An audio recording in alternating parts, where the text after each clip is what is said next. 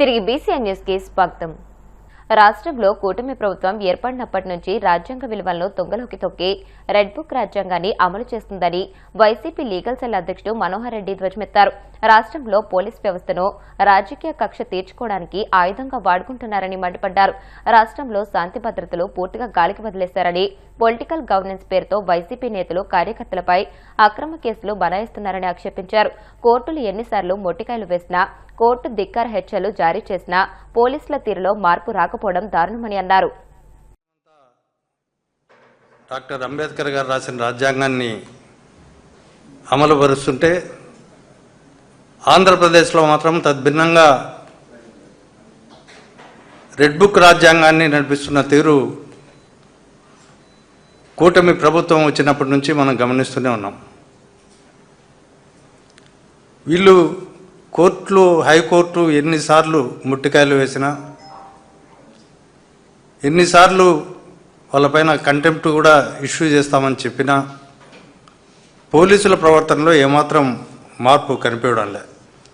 ముఖ్యంగా ఈ రాష్ట్రంలో రాజకీయ పార్టీల హక్కులను, మానవ హక్కులను పోలీసు వ్యవస్థ కాలరాస్తా అనేది వాస్తవం.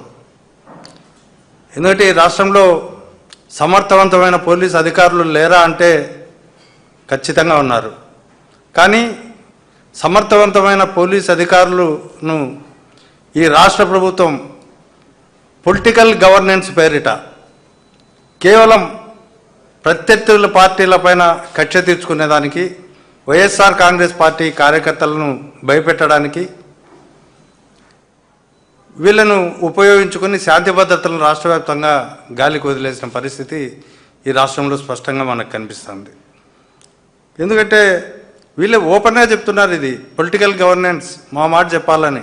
అసలు కొన్ని పోలీస్ స్టేషన్లో అయితే తెలుగుదేశం నాయకులు, కార్యకర్తలు పోయి ఎస్ఐల కాలర్లు పట్టుకున్న సందర్భాలు కూడా ఈ రాష్ట్రంలో ఉన్నాయి. తర్వాత అటవీ సిబ్బందిని ఒక ఎమ్మెల్యే కిడ్నాప్ చేసిన సందర్భం కూడా మనం చూసాం గతంలో.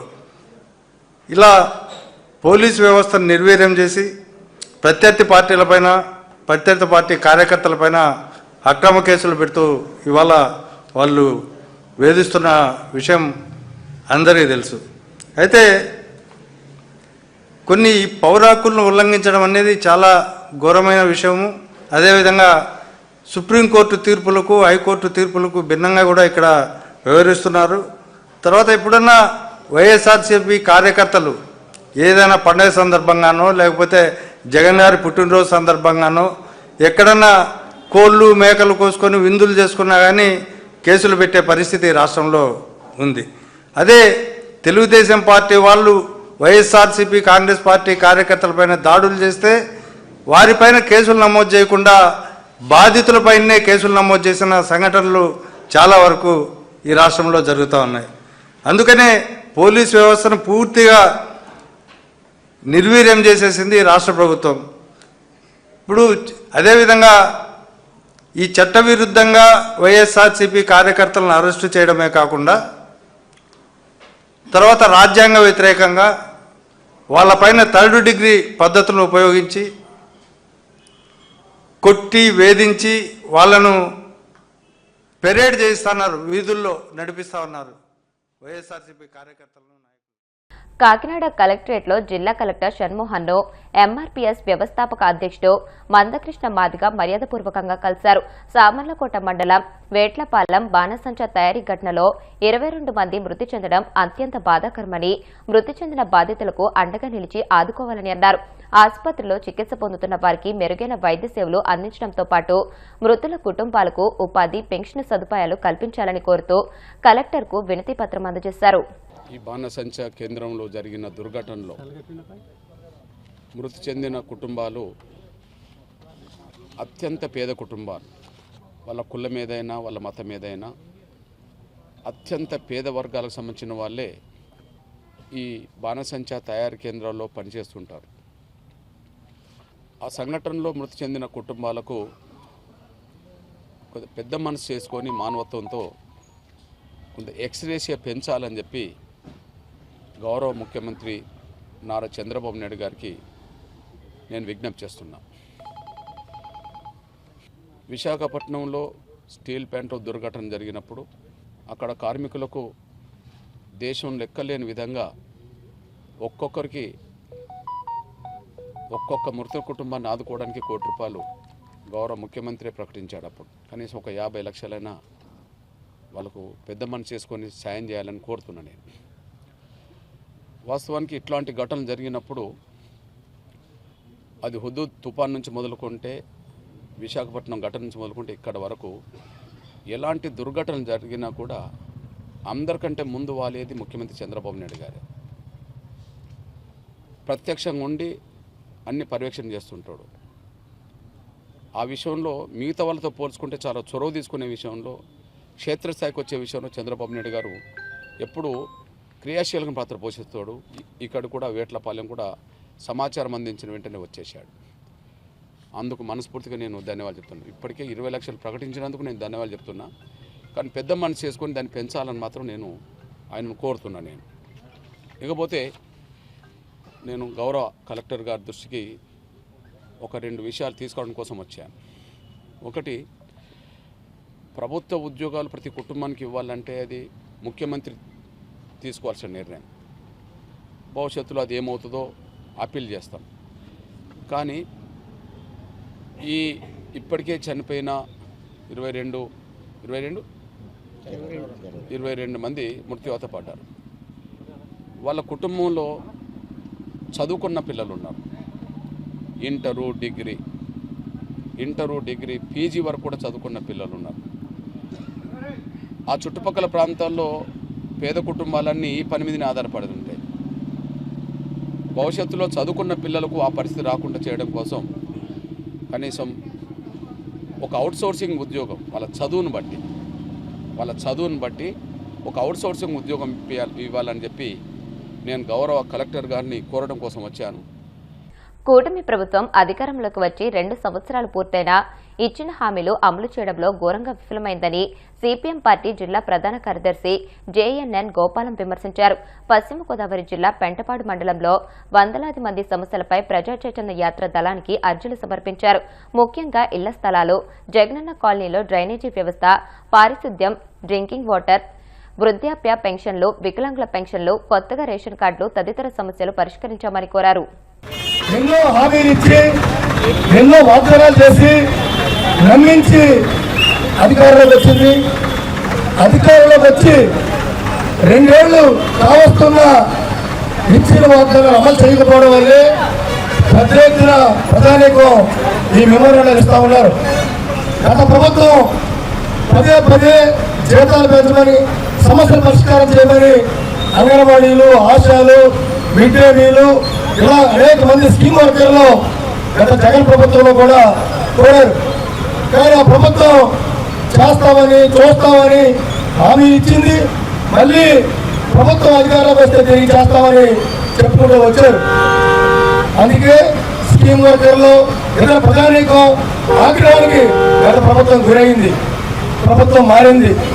ఆనాడు ప్రతిపక్షంలో ఉన్నప్పుడు తెలుగుదేశం పార్టీ నియోజకవర్గ ఇన్ఛార్జీలు, జనసేన పార్టీ ఇన్ఛార్జీలు వీళ్ళందరూ కూడా మన ప్రభుత్వం వస్తే మీ జీతాలు పెంచుతామని చెప్పేసి ఎన్నో హామీలు ఇచ్చారు.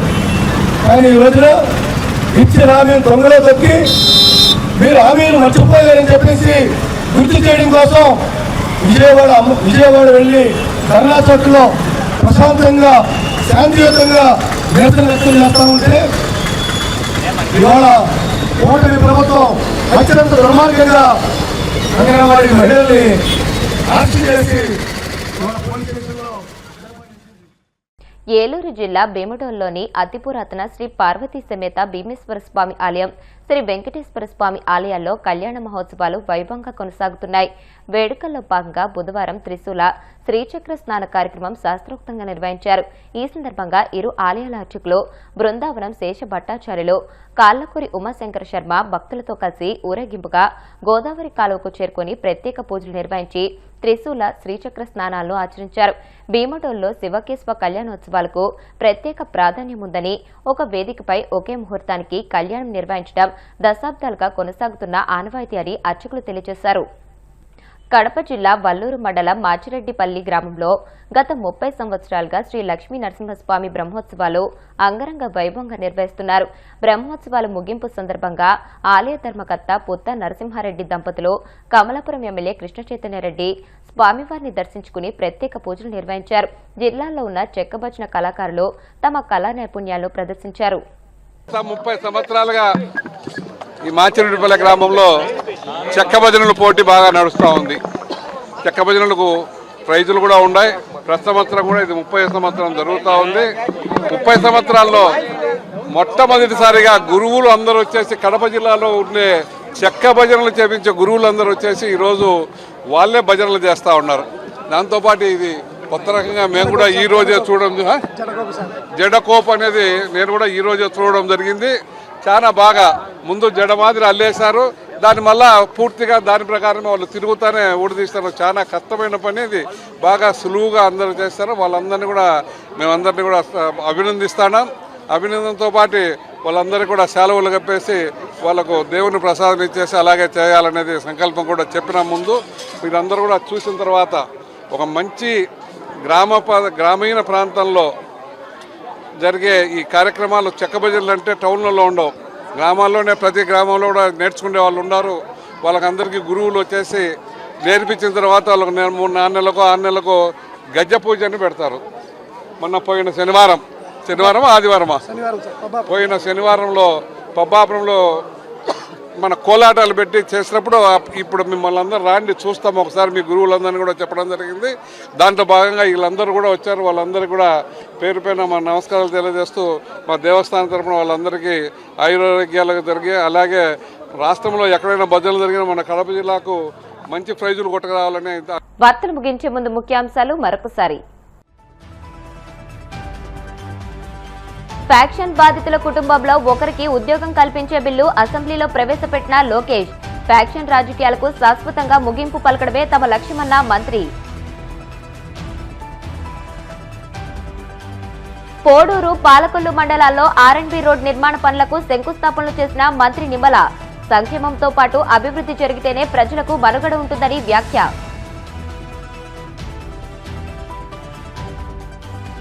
టీటీడీ చైర్మన్ పదవికి బీఆర్ నాయుడు అనర్హుడన్న మాజీ మంత్రి రోజా. టీటీడీలో వరుస ఘటనలకు కూటమి ప్రభుత్వ వైఫల్యమే కారణమని ధ్వజం.